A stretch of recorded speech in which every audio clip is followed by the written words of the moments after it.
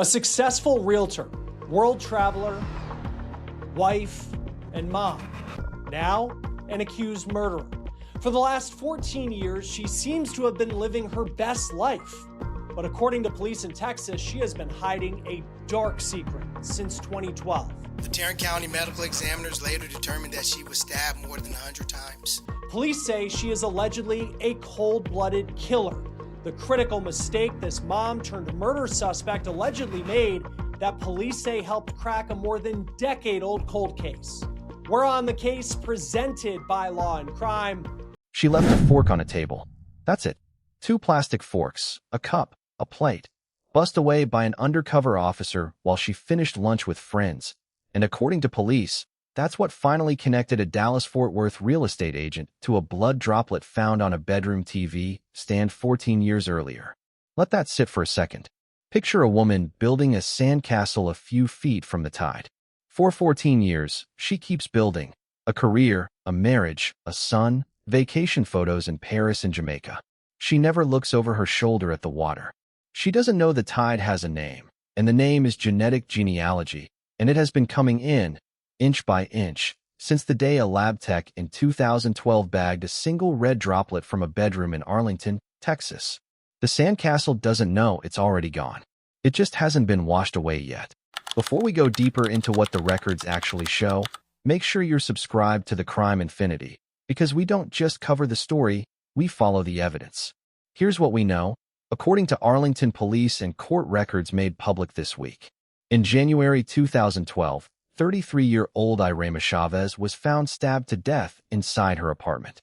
The medical examiner in Tarrant County determined she had been stabbed more than 100 times. And what they say Velasquez left behind that helped police crack this case.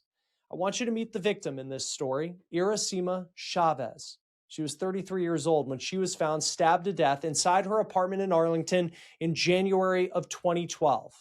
Police say that she had been stabbed more than 100 times. One of the major pieces of evidence is this video from the night of her murder.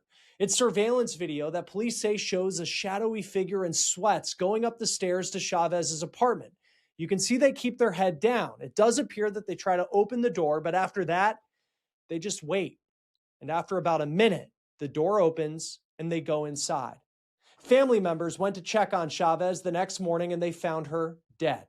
The Tarrant County medical examiners later determined that she was stabbed more than 100 times. A TV was reported. Surveillance video from that night, according to investigators, shows a figure in sweats climbing the stairs to her apartment, keeping their head down, waiting nearly a minute outside her door before it opens. No forced entry. Police say that detail mattered from the start. Whoever this was, Chavez likely let them in. A television was reported missing from the apartment. Detectives at the time believed the killer staged it as a robbery. But robberies don't usually come with 100 wounds. And here's the sentence that turns a violent crime into a 13-year mystery. Crime scene investigators recovered 1 droplet of fresh blood from a TV stand in the bedroom, not the victim's blood. A lab determined it belonged to an unidentified Hispanic female. That profile went into CODIS, the National DNA Database, in 2012. Nothing came back. The case went cold. It sat on Arlington's cold case webpage for over a decade, a name and a photograph waiting for a tip that never came. Now here's the part where the story stops being about a stabbing and starts being about a countdown nobody could see. In 2016, that same blood droplet was sent to Parabon Nanolabs, a company that specializes in forensic DNA phenotyping, essentially building a composite face from genetic markers alone. They produced a rendering, a woman believed to be in her 20s. According to police, when you set that 2016 composite next to a photograph of Myra Velasquez, the resemblance is, in their words, dead on. The technology had already drawn her face. Nobody had connected it to a name yet. That's the ticking clock. If a lab can build your face out of a single drop of blood before it can build your name, how long do you actually have?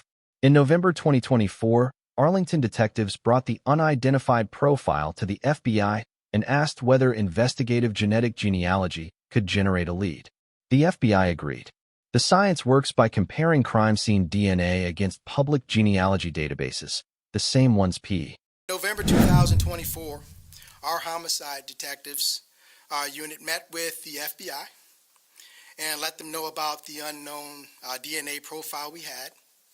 We asked the FBI if they consider using the investigative genetic genealogy to generate a lead for us.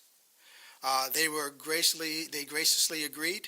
In 2024, Arlington Police asked the FBI to help take on the case and test the blood sample using genetic genealogy. Joseph Scott Morgan, professor of applied forensics at Jacksonville State University, longtime death investigator, is going to join me here in just a moment to talk about how that technology works. But essentially, it means that you can match a potential suspect to a DNA sample going through their family tree using publicly available databases like 23andMe. Now, police in this case won't say where they got the break that led them to Velasquez. Eventually, law enforcement, though, zeroed in on her as a potential suspect in January of this year. She's a 42-year-old mom who on social media appeared to work as a real estate agent in the Dallas-Fort Worth area. And police say she did know the victim. They were close friends, and Velasquez actually lived close to Chavez back in 2012. Police say that process, run through 2024 into early 2025, eventually pointed them toward a 42-year-old real estate agent in the Dallas-Fort Worth area, Myra Velasquez. According to the criminal complaint, Velasquez wasn't a stranger to this case. She and Chavez had been close friends. She had lived just a few miles from the crime scene in 2012. And according to police, she had been inside that apartment before, which meant a defense built on my blood was there because I visited was already, in theory, on the table. So investigators didn't move on a name alone. In May, according to police, they collected discarded trash from Velasquez's property and sent DNA recovered from it to the crime lab. Officials say that sample matched the blood droplet from the 2012 crime scene. To close the loop before an arrest, police say they surveilled her at a restaurant, waited until she'd finished lunch with friends, and collected 2 forks, a cup, and a plate she'd used, all according to reporting from WFAA. The DNA from that fork, police say, matched as well. More than a decade ago. Our homicide detective got a call from the FBI letting them know that the IGG process had identified a potential suspect, 42-year-old Myra Velasquez. She was a close friend of the victim who lived just a few miles away from the crime scene. With this new information in hand, our homicide unit began conducting follow-up investigation into Ms. Velasquez. In May, they were able to obtain a sample of DNA from a discarded trash, and we sent it to our crime lab for further analysis. The lab determined that the DNA was a match to the droplet of blood recovered from the crime scene. That's part of the news conference held earlier today in Arlington, Texas, announcing Myra Velasquez's arrest. Now, it appears the murder officially recorded, a genetic match, actually happened. A woman ate lunch with friends, unaware that the case that had waited 13 years for her was sitting 3 tables away with a napkin and an evidence bag.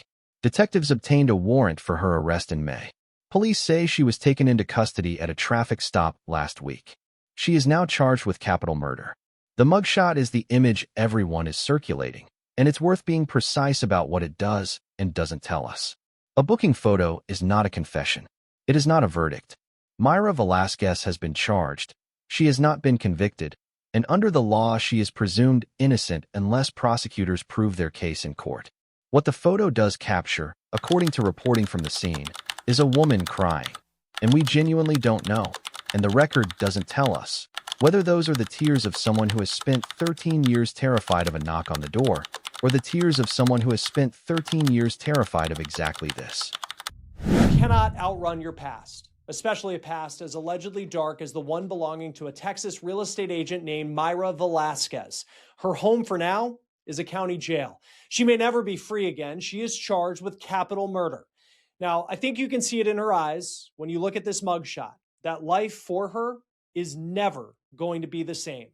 But you have to wonder, are those tears of someone wrongly accused, or are they the tears of a killer who could no longer outrun the consequences for what she did allegedly? The record is incomplete. That's the only honest thing to say about it. What we do have is motive-shaped silence. Police have said publicly that they have not disclosed an alleged motive. They've said Chavez's recovered cell phone gave them, in their words, valuable context about her relationship with the woman police now call her alleged killer. They've said Velasquez was interviewed after her arrest, and that the interview produced information they believe will help the prosecution, without saying what that information is. Investigators have also stated that, at this point, they are not looking at anyone else in connection with the murder. There are still a lot of questions unanswered, though. We don't know the alleged motive for murder. Police say on top of that blood sample, they also have Chavez's cell phone, which provided what they are calling very valuable information in this case that gave a lot of context as to how Chavez knew her alleged killer, Myra Velasquez. They also say that Velasquez had been in the apartment before. It is unclear if Velasquez was ever a person of interest back in 2012, but according to this news conference today, police say she did speak to investigators after her arrest, but it is unclear what she may have said. Police also said that at this time, they're not looking at anyone else in connection to this murder. Somebody built a sandcastle for 13 years. The tide had already drawn her face. Somebody built a sandcastle for 13 years. It just hadn't reached her yet. And now the tide has come in. There's a forensic detail worth sitting with, because it says something about what 100 stab wounds actually means, clinically speaking, not dramatically, clinically. Forensic pathologists who study what investigators call overkill note that this level of repeated, close-range violence is statistically associated with an intimate relationship between victim and offender, not necessarily romantic, but personal, known, connected. It's consistent with anger or jealousy rather than a stranger crime. That's not a conclusion about Velasquez specifically.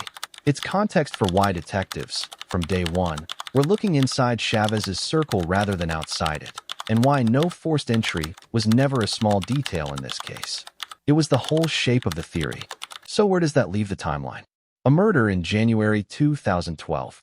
A single droplet of blood that didn't match the victim.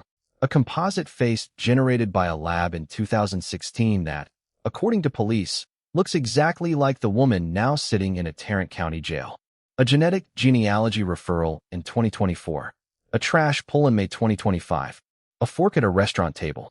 An arrest at a traffic stop. And a family who waited 13 years to hear the words a detective got visibly emotional delivering at a press conference this week. We made an arrest. After this murder, and what it was like to share the news with a family that had been waiting for justice and answers for so long. Telling the family. Telling the family,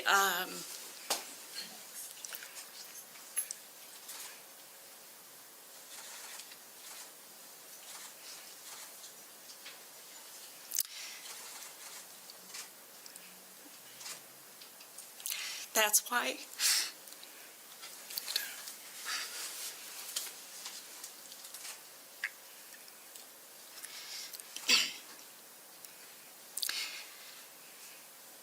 Being able to share that with the family is why we do this work.